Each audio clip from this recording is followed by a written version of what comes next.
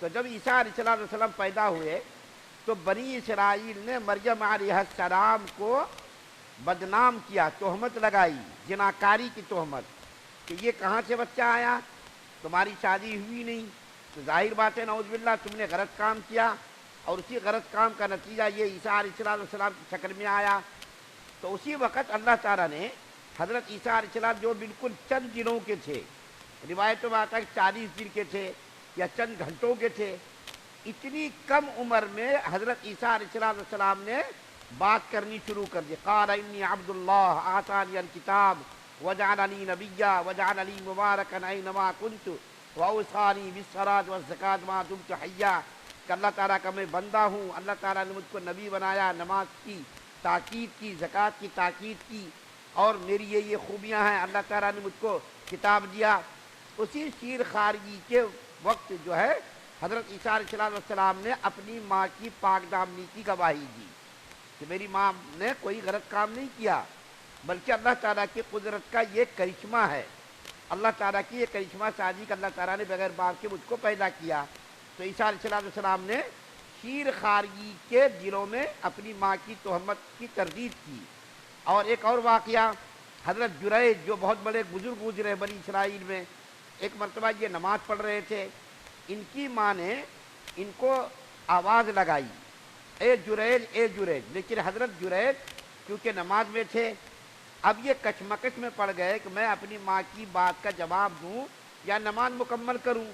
علماء نے لکھا ہے کہ وہ نماز نفل نماز نہیں تھی، اگر نفل نماز ہوتی تو وہ نیت توڑ کر کے جا سکتے تھے لیکن وہ ضروری نماز تھی۔ تو حضرت جریج نے سوچا کہ میں نماز مکمل کر کے اپنی ماں کے پاس جاؤں گا۔ اتنی دیر میں ماں غصے میں آ گئی اور ماں نے بددعا دے دی کہ اے جریج، تجھ کو اس وقت تک موت نہ آئے جب تک تو کسی بدکار عورت کا منہ نہ دیکھ لے، اس وقت تک تجھ کو موت نہ آئے جب تک کہ تو کسی بدکار عورت کا منہ نہ دیکھ لے، اس وقت تک تجھ کو موت نہ آئے۔ اللہ تعالیٰ نے تو وہ بددعا قبول کر لی۔ چنانچہ حضرت جریج رحمۃ اللہ علیہ جو بہت بڑے بزرگ تھے، ان کا کام تھا تنہائی میں صرف عبادت کرنا، گرجا گھر میں عبادت کرنا، وہاں عبادت کرتے تھے۔ اسی بیچ میں ایک عورت نے بکر چرواہے سے بدکاری کی اور اس عورت کو حمل ٹھہر گیا۔ جب حمل ٹھہر گیا تو بچہ پیدا ہوا، تو لوگوں نے اس عورت سے پوچھا کہ یہ بچہ کہاں سے آیا، یہ تیری تو شادی ہوئی نہیں، تو کنواری ہے، بغیر نکاح کے تیرے پاس بچہ کہاں سے آیا؟ تو عورت نے جو ہے حضرت جریج کا نام لے لیا۔ حضرت جریج کے کچھ مخالفین لوگ تھے، اللہ کے نیک بندوں کے بہت سارے لوگ دشمن بھی رہتے ہیں، ہمارے نبی صلی اللہ علیہ وسلم کے ہی دشمن تھے۔ ہم اور آپ اگر ہمارے آپ کے دشمن اگر ان کو تعجب کی بات نہیں ہے، ہر آدمی کا دنیا کے اندر دشمن ہے، ہر آدمی کا دنیا کے اندر دوست بھی ہے، دشمن بھی ہے، موافق مخالف ہر قسم کے لوگ ہیں۔ تو حضرت جریج کے بھی کچھ مخالفین تھے، ان لوگوں نے جب یہ موقع دیکھا کہ یہ عورت یہ کہہ رہی ہے کہ جریج نے میرے ساتھ بدکاری کی، اس کے نتیجے میں یہ جو ہے بچہ پیدا ہوا، تو لوگوں نے حضرت جریج کے گرجا گھر کو، عبادت خانے کو گھیر دیا اور اس کو گھیر کر کے توڑ دیا، توڑ کر کے حضرت جریج کو مارنا پیٹنا شروع کر دیا۔ تو حضرت جریج نے کہا کہ بھائی تم لوگ مجھ کو کس بنیاد پر مار رہے ہو، کس سزا کے جرم میں تم لوگ میری پٹائی کر رہے ہو؟ تو لوگوں نے کہا اچھا بہت ہوشیار بن رہے تم نے فلاں عورت سے بدکاری کی اور بدکاری کر کے جو ہے اس سے جو ہے بچہ پیدا ہوا، اور بڑے بزرگ بنے بیٹھتے ہو، یہاں عبادت کر رہے ہو، اس عورت کے ساتھ تم نے بدکاری کی۔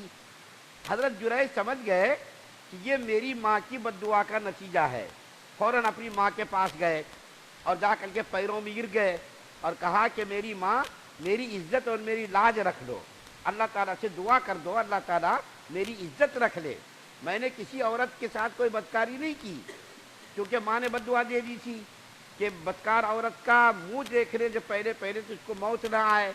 تو وہ وقت آ گیا، ماں کی بددعا سے بہت بچنا چاہیے آدمی کو۔ تو حضرت جریج نے جب بڑی منت سماجت کی تو ماں کا دل پگھل گیا، اللہ تعالیٰ سے دعا کی یا اللہ میرے بچے کی عزت رکھ لے، لاج رکھ لے۔ اس کے بعد آئے لوگوں کے پاس اور آ کر کے کہا کہ عورت کو میرے پاس حاضر کرو کہ میں نے اس کے ساتھ بدکاری کی ہے۔ جب ان کو حاضر کیا گیا اور ان سے پوچھا گیا کہ کہ میں نے تیرے ساتھ یہ کام کیا ہے غلط کام؟ اس عورت نے کہا ہاں بالکل تم نے کیا ہے۔ اس کی گود میں جو بچہ تھا اس بچے نے فوراً گواہی دی کہ اس عورت نے فلاں چرواہے کے ساتھ، بکر چرواہے کے ساتھ بدکاری کی ہے، اور حضرت جریج بالکل بے قصور ہیں، حضرت جریج نے میری ماں کے ساتھ خیانت نہیں کی ہے، بلکہ جریج کے اوپر یہ غلط الزام ہے اور میری ماں نے فلاں بکر چرواہے کے ساتھ بدکاری کی ہے، اس کے نتیجے میں پیدا ہوا ہوں۔ اب لوگ جو ہے معافی تلافی کرنے لگے اور کہنے لگے کہ آپ کا گرجا گھر ہم لوگ سونے کا بنا دیں گے، چاندی کا بنا دیں گے۔ تو حضرت جریج رحمۃ اللہ علیہ نے فرمایا میرا گرجا گھر سونے چاندی کے بنانے کی ضرورت نہیں ہے، جیسا میرا گرجا گھر تھا اسی طریقے سے بنا دو میرا گرجا گھر۔ تو ایک تو یہاں پر بچے نے گواہی دی۔ چوتھا موقع یہی حضرت یوسف علیہ السلام کی پاک دامنی کی گواہی کہ جب یوسف علیہ السلام بھاگے اور جب زلیخا نے الزام لگایا تو وہاں پر کوئی گواہی تو دینے والا تھا نہیں۔ عزیز مصر پریشان تھا، حیران تھا۔ اسی وقت زلیخا کے خاندان کے ایک چھوٹے بچے نے، بالکل شیر خوار بچہ تھا، اس بچے نے حضرت یوسف علیہ السلام کی پاک دامنی کی گواہی دی۔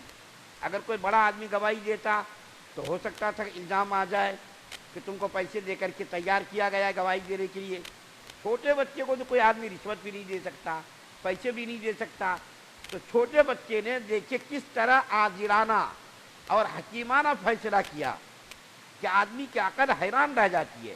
اور یہ یوسف علیہ السلام کا معجزہ ہے کہ چھوٹا دودھ پیتا بچہ اس طرح سے فیصلہ کر رہا ہے جیسا کوئی بہت بڑا عقلمند ہوشیار دانا جج کرتا ہے۔ کیا فیصلہ کیا؟ اے عزیز مصر، یوسف علیہ السلام کی پھٹی ہوئی قمیض دیکھو، آگے سے پھٹی ہے پیچھے سے پھٹی ہے۔ آگے سے اگر پھٹی ہے تو اس کا مطلب یہ ہے کہ یوسف علیہ السلام زلیخا کے ساتھ برائی کرنے کا ارادہ کر رہے تھے اور زلیخا نے مزاحمت کی، اس مزاحمت کے نتیجے میں آگے کا کرتا پھٹ گیا اور یوسف علیہ السلام ملزم ہیں۔ اور دیکھو پیچھے سے اگر کرتا پھٹا ہے، پیچھے کا حصہ پھٹا ہے تو اس کا مطلب یہ ہے کہ یوسف علیہ السلام پاک دامن ہے، زلیخا غلطی پر ہے، جھوٹی ہے۔ زلیخا نے پیچھے سے اس کرتے کو کھینچا، اس کھینچنے کے نتیجے میں وہ قمیض جو ہے پھٹ گئی۔ جب لوگوں نے دیکھا کہ یوسف علیہ السلام کا کرتا آگے سے پھٹا ہے یا پیچھے سے پھٹا ہے تو پتہ چلا کہ پیچھے سے پھٹا ہے۔ عزیز مصر بالکل سمجھ گیا فوراً، اور عزیز مصر اس کہانی کو، اس بات کو سمجھ گیا اور کہنے لگا اے یوسف علیہ السلام جانے دو، کیونکہ عزت کی بات تھی، عزت کا مسئلہ تھا۔ تو عزیز مصر کہنے لگا یوسف علیہ السلام جانے دو، قصے کو یہیں ختم کرو، اور اپنی بیوی سے کہنے لگا کہ اس کا ذکر آگے آئے گا، یوسف علیہ السلام کو کہا سمجھا کر کے کہ آگے مسئلے کو ختم کر دو۔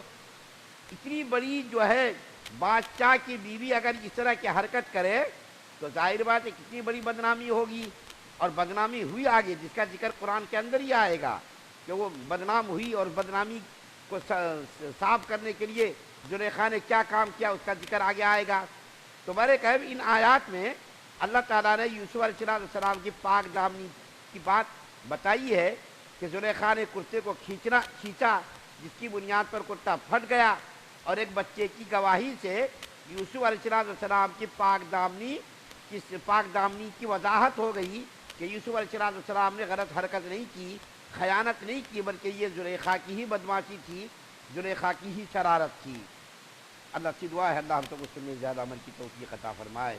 سبحان اللہ و بحمدہ، سبحانک اللہم و بحمدک۔